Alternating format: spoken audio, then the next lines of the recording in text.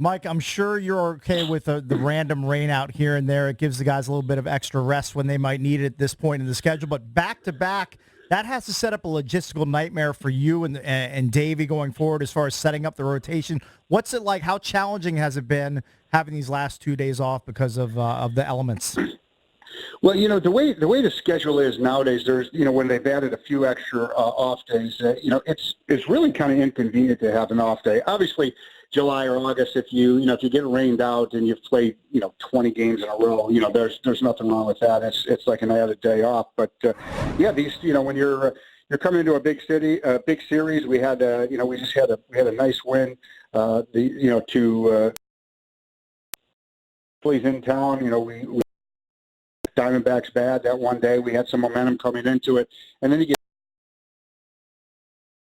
you got guys on both teams sitting, for hours and hours, and then we've got to juggle rotations and pitching staffs. You got to add a 26th man. Then you get rained out a second day in a row, and it really throws your rotation into kind of chaos.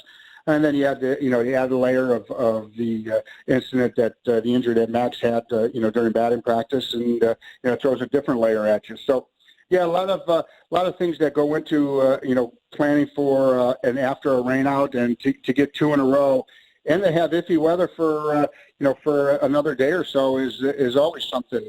And these doubleheaders are murder on the players. A traditional doubleheader or a split doubleheader are really tough on the players. It's a long day, and that's why we want to, and we try to get these games in as scheduled. Joined by Mike Rizzo, President of Baseball Operations, General Manager of the Washington Nationals, as we go in the clubhouse. All right, let's talk about the Max injury. Cakes and I were kicking this around. He is very much a protectionist. Yes, and, I am. Very afraid of injuries. He pondered why even have pitchers take batting practice, and he believes that they should use football helmets. I do believe that all seemed that. a bit extreme, but talk about what went down yesterday and what this means for Max moving forward.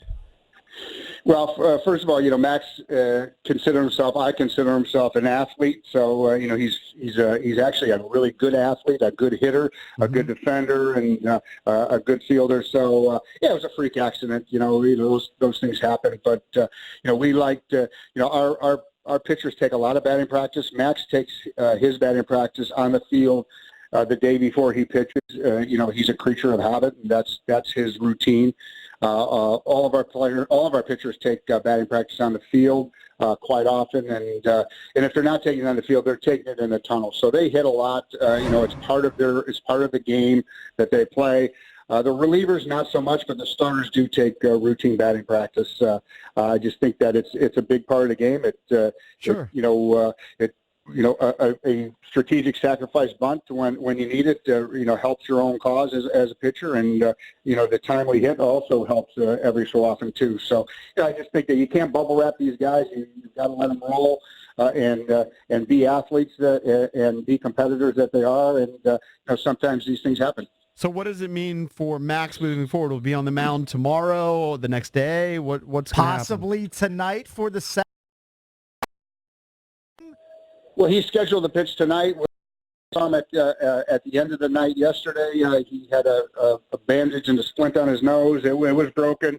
It was set. I think he's breathing fairly normal. I think we'll see what happens when he wakes up today. You know how it is if you have a broken nose. Sometimes you swell up in your eye, in your eye area, in your eye region, quite a bit. And we'll see if that curtails his ability to start or not. But knowing Max is going to give every effort to go out there and pitch tonight. It's his day. He's, like I said, a creature of habit. He likes to stay on rotation, and see today if he's capable of pitching tonight. If not, it shouldn't be too much in the distant future where he gets on the mound. Mike, do you think Corbin is putting extra pressure on himself after the last three outings, which for him, at least this season-wise, have been subpar? He's allowed 11 hits, 5 and 6 in the last three outings. Do you think he's putting a little more on himself to get that win today at 105? I don't think so. I hope not. I mean, he's just got to be himself. He wasn't locating his fastball, and that was that's been his bugaboo the last three starts or so. His two-seamer sets up that those multiple sliders that he throws, and he gets a lot of swing and misses on that. But nobody in this league can pitch 1-0 and 2-0 and 3-1 and have a long-term success. He realizes that. He's done some pitching refinements, mechanics and arm angles and that type of thing with Paul Menhart and Spin Williams, our pitching guys here in with the Nationals. So he feels good about where he's at. I see him bouncing back and having a great start today, and taking that into the rest of the season. Pitchers, just like hitters, go into a little bit of a slump, and your mechanics get off a tick, and obviously you're not commanding the ball the way you want to, and that's all a big part of the process. And like I said, the best pitch in baseball is strike one, and he hasn't been doing it the last 3 outings, and hopefully he attacks the zone today and can get ahead of hitters and put them away with the slider. Mike, it's June 19th. As you know, we're 5 or 6 weeks away from the trade deadline. Anthony Rendon is set to be a free agent at the end of the season. I'm sure you would love to sign him. Is there any update on negotiations with Anthony Rendon? No, I don't think there's any updates since the last time we spoke about it. Nothing's changed in our minds. We'd love to have him long term. We've made competitive offers out there. There's been a back and forth, so there's been some dialogue and communication, but nothing to be added or nothing to add to where we were at this time a week ago.